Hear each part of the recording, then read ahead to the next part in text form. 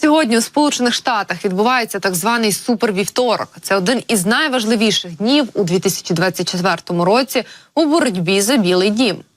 Цього дня виборці у 15 американських штатах обирають кандидатів від обох найбільших партій у президенти. Ще в одному штаті, Айові, стануть відомі результати праймеріз у демократичній партії. Голосування було таємним і тривало воно впродовж кількох тижнів. Супервівторок загалом вже дасть уявлення про те, як почувають себе два головні суперники у боротьбі за Білий дім – Джо Байден, який представляє демократів, та Дональд Трамп, головний кандидат від республіканців. За результатами кожного голосування кандидати, які посіли перші місця, отримують голоси так званих делегатів, які потім офіційно голосують за висування кандидата на з'їздах обох партій цього літа. У супервівторок розділяється близько третини всіх голосів делегатів, тому це дуже важливий день в американській передвиборчій гонці. За прогнозами штабу Трампа, за результатами супервівторка він мав би добрати необхідні для висування голоси. Зараз у Трампа 244 голоси делегатів, а у його єдиної суперниці Нікі Хейлі – 43. Ну а для затвердження кандидатури, зазначу, у республіканців потрібно набрати щонайменше 1215 голосів делегатів. Вибори 2024 мають шанси стати матчем-реваншем для Трампа після його поразки 4 роки тому.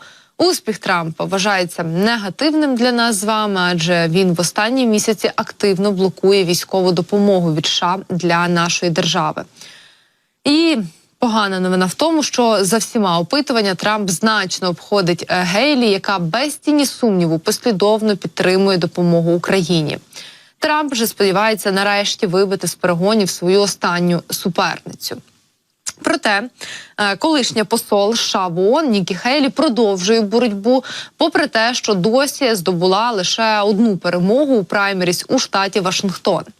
А спонсори, які донедавна активно і щедро фінансували її кампанію, поступово згортають підтримку. Як зазначають аналітики і експерти, плану перемоги у Гейлі не проглядається. Але супервівторок – її останній шанс перешкодити Трампу закріпити свою перевагу, ну або виявити його потенційно вразливі місця перед загальними виборами. У деяких праймеріс, до речі, у Трампа виникли проблеми із залученням на свій бік якраз мешканців американських передмість із вищою освітою. Це, власне, та демографічна група, яка, зрештою, може перешкодити переобранню Трампа до Білого дому. Ну, але схоже, в Трампа справи йдуть як ніколи добре, особливо після останнього рішення Верховного суду, який вирішив залишити прізвище Трампа у виборчих бюлетенях, зокрема у Колорадо та Мейні, попри те, що обидва штати намагалися дискваліфікувати його через події 6 січня 2020 року в Капітолії. Зокрема, у понеділок Верховний суд, нагадаю, постановив, що колишній президент Дональд Трамп має бути залишений у виборчих бюлетенях. Це рішення суду має загальнонаціональні наслідки для Сполучених Штатів і може покласти край дебатам про те, чи, власне, забороняє 14-та поправка американської конституції перебування Трампа на посаді через його роль у заколоті 6 січня 2020 року.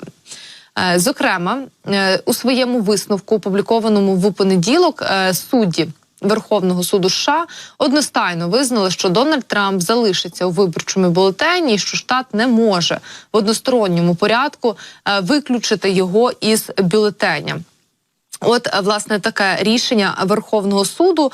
Таким чином, воно є величезною перемогою колишнього президента, який подолав одну із, напевно, найбільших юридичних загроз, що переслідували його виборчу кампанію проти чинного президента Джо Байдена. Якщо Верховний суд не виніс би рішення на користь Трампа, це майже напевно поклали б кінець його передвиборчій кампанії. Ну, але зрештою цього не сталося. А використання 14-ї поправки, аби зірвати висунення кандидатури Трампа, завжди розглядалося як юридично малоймовірне, але здобувши перемогу у Вищому суді Колорадо в грудні, справа набула таких значно більших обертів на шляху до Верховного суду США. І все ж таки були сподівання, що Трампа можуть виключити із передвиборчої гонки. Трамп, до речі, завжди висміював якраз ці позови, регулярно скаржився, що вони є начебто антиконституційними, і говорив про те, що це намагаються використати демократи, які хочуть зняти його з виборів.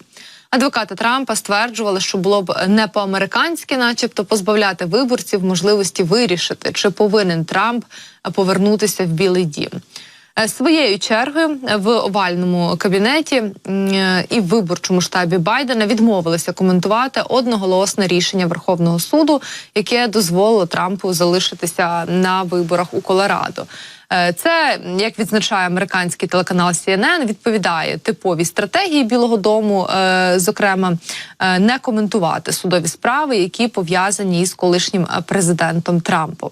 Але раніше цього року Джо Байден заявив, що він не проти, щоб його попередник залишився у виборчому бюлетені, і стверджував, що це питання має вирішувати суд. Ну, він, зрештою, і вирішив.